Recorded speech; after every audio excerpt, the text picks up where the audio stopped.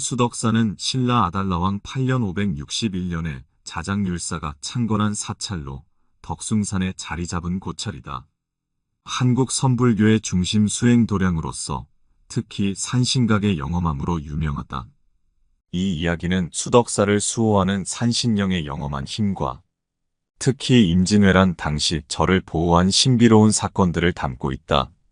내용이 마음에 드신다면 좋아요와 구독을 눌러주시면 영상을 만드는데 큰 힘이 되고 부처님의 가르침이 더 널리 퍼질 수 있게 도와주시면 감사하겠습니다. 제1장 산신각의 유래. 덕숭산의 가을 단풍이 절정에 달했던 어느 날 수덕사의 대웅전에서는 저녁 예불 소리가 울려 퍼지고 있었다.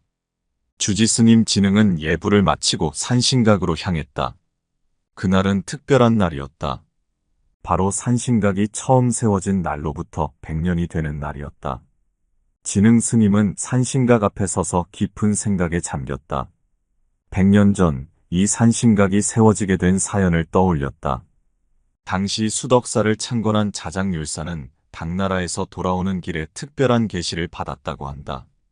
이 덕숭산에는 오랜 세월 이 땅을 지켜온 산신이 계시니 그분을 모시는 전각을 반드시 세워야 하리라. 자장율사는 어느 날 밤 꿈에서 위험 있는 모습의 산신을 만났다.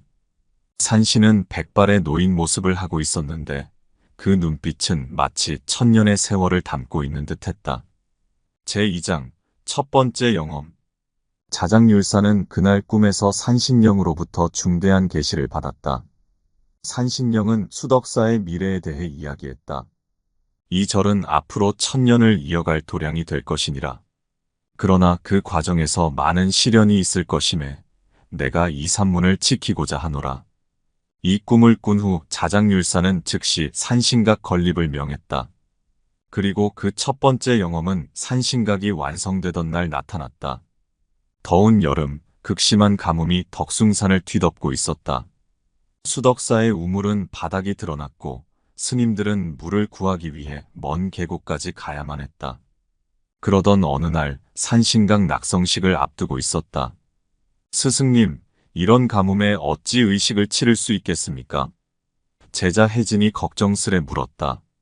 자장율사는 미소를 지으며 답했다. 산신각은 반드시 오늘 봉안되어야 한다. 산신령께서 도와주실 것이니라. 그날 저녁 낙성식이 시작되려는 순간이었다.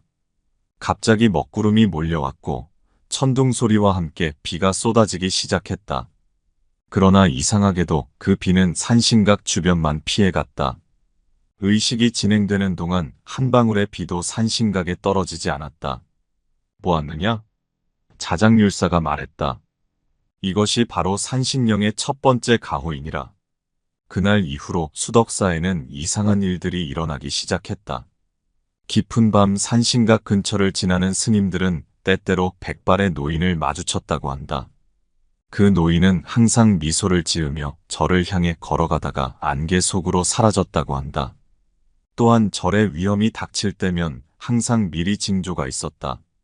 산신각의 처마 끝에서 이상한 소리가 들린다든지 갑자기 향불이 저절로 피어오른다든지 하는 일들이 있었다.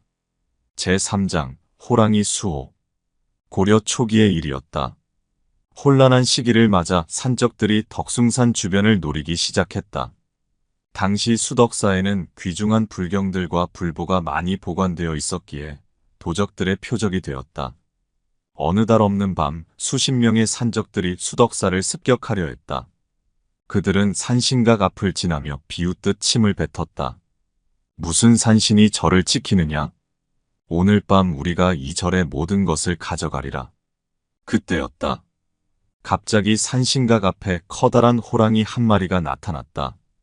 평범한 호랑이가 아니었다. 눈에서는 푸른 빛이 났고 몸집은 일반 호랑이의 2배는 되어 보였다. 산적들이 놀라 뒷걸음질 치는 순간 산중에서 호랑이 울음소리가 울려 퍼졌다. 그리고는 수십 마리의 호랑이들이 나타나 산적들을 향해 달려들었다. 살려주시오. 도망가자. 산적들은 혼비백산하여 달아났다. 뒤늦게 밖으로 나온 스님들은 놀라운 광경을 목격했다. 산신각 앞에는 거대한 호랑이 한 마리가 앉아 있었고 그 뒤로 수많은 호랑이들이 절을 수호하듯 서 있었다. 주지 스님이 호랑이들 앞에 엎드려 절을 올렸다. 산신령님의 화신이시여 저를 구해주셔서 감사합니다. 그러자 큰 호랑이가 고개를 끄덕이더니 나머지 호랑이들과 함께 안개 속으로 사라졌다. 다음 날 아침 스님들은 산신각 앞에서 호랑이 발자국들을 발견했다. 그리고 그 발자국 주위로는 흰 꽃들이 피어 있었다. 이후로 수덕사 주변에서는 간간히 호랑이가 목격되었다. 하지만 그 호랑이들은 결코 저를 해치지 않았다. 오히려 저를 지키는 수호신이 되어 위험한 이들이 접근하면 으르렁거리며 쫓아냈다고 한다. 제4장 전쟁의 그림자. 만력 20년 1592년 4월 임진왜란이 발발했다. 왜군은 파죽지세로 한양을 향해 북상했고 곳곳에 사찰들이 불타고 있다는 소식이 전해졌다. 수덕사의 주지 법정 스님은 깊은 시름에 잠겼다. 절에는 수백 년 동안 보관해온 귀중한 불경과 불상들이 있었다. 특히 자장율사가 당나라에서 가져온 불사리와 금동관음 보살상은 반드시 지켜야 할 성물이었다. 스님, 왜군들이 예산 방면으로 움직이고 있다고 합니다. 제자 묘안이 급히 달려와 보고했다. 법정 스님은 잠시 생각에 잠겼다가 말했다. 모든 스님들을 산신각으로 모이게 하라. 해가 저물 무렵 수덕사의 모든 스님들이 산신각 앞에 모였다.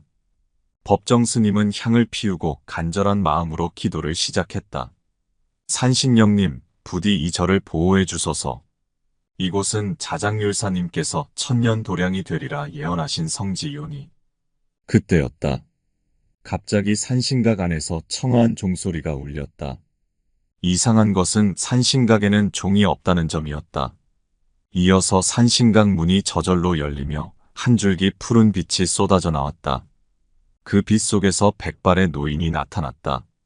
위험 있는 모습의 그는 분명 산신령이었다. 걱정하지 말라. 내가 이 절을 지키리니. 산신령의 말이 끝나자마자 갑자기 짙은 안개가 덕숭산 전체를 감쌌다.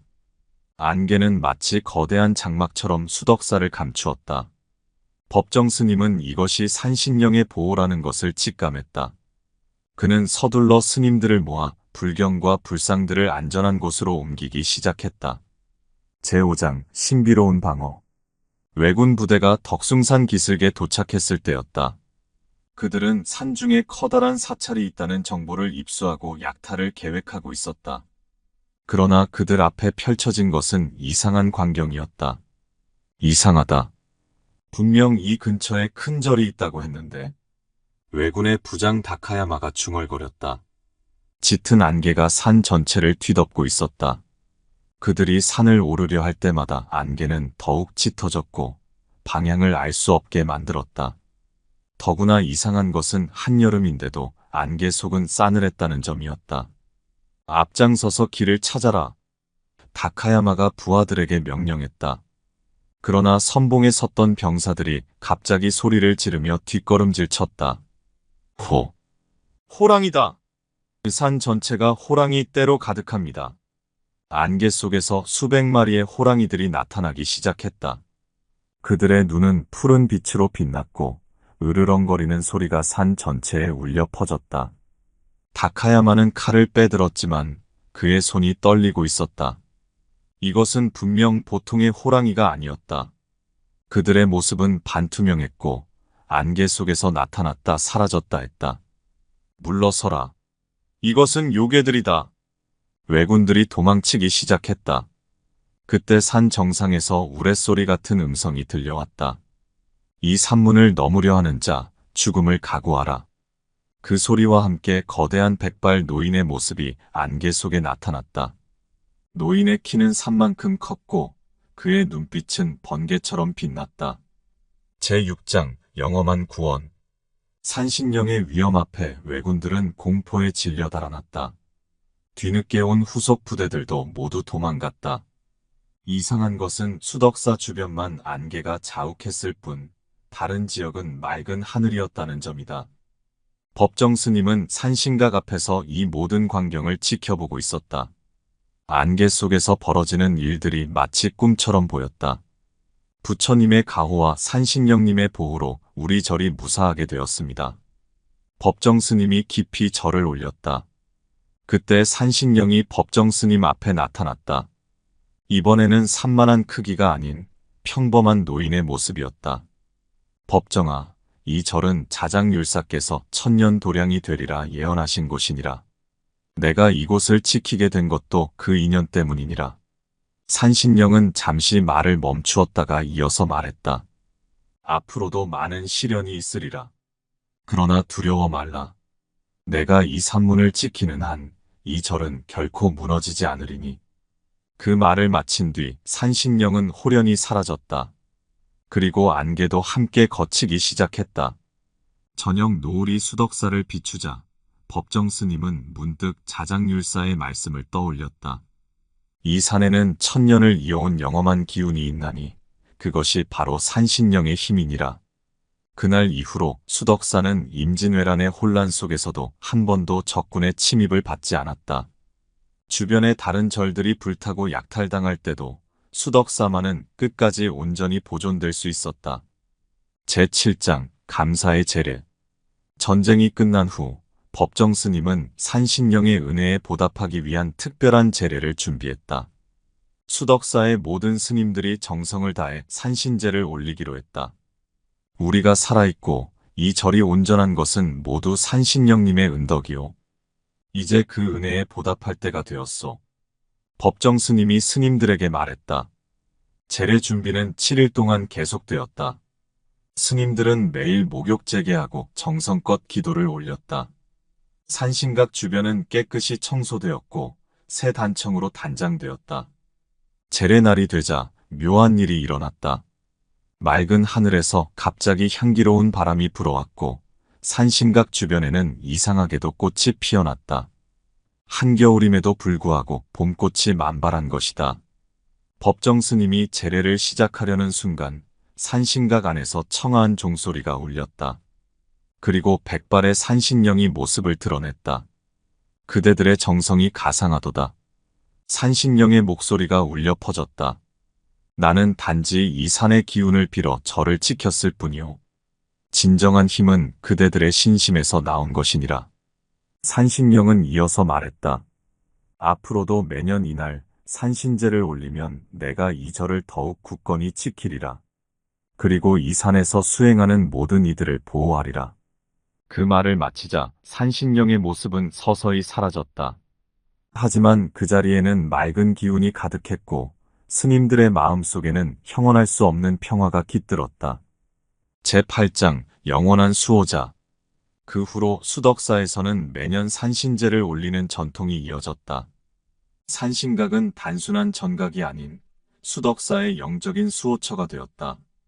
특히 산신령의 영험함은 계속해서 나타났다.